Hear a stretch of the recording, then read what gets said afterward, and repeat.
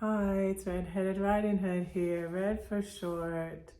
I'm going to read you William Barclay's daily celebration. It's about being kind. In regard to people, the Christian life should be characterized by what the Bible in the Authorized Version calls charity. Maybe the best modern equivalent of charity is kindness. The Christian should be kind in his judgments, kind in his speech, kind in his actions. It is characteristic of the world to think the worst and put the worst construction and interpretation on any action. It is a characteristic of the world to say the cruel and cutting thing. It is characteristic of the world to be so taken up with itself that it has little time for kindness to others. But the judgments, the words, and the deeds of the Christian are kind. They should be. In regard to the self, the Christian life should be characterized by humility. There are few things so common in this life as conceit, and there are few of us who are not fairly well pleased with ourselves.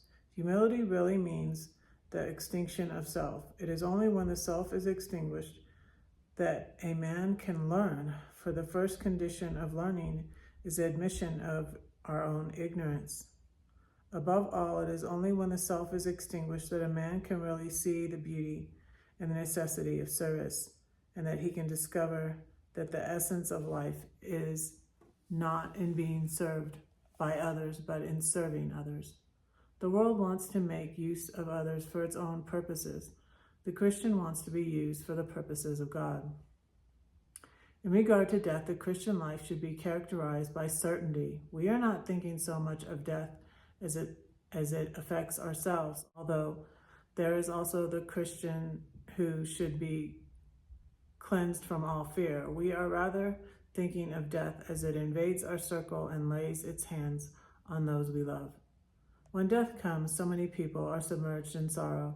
So many are left in a state of collapse. So many grow bitter and resentful. So many live as if all that they were left with is memory and as if there were no hope. The Christian is the man who, in life's bitterest hour, is still certain that nothing in life or in death can separate him or those whom he loves from the love of God in Christ Jesus, his Lord.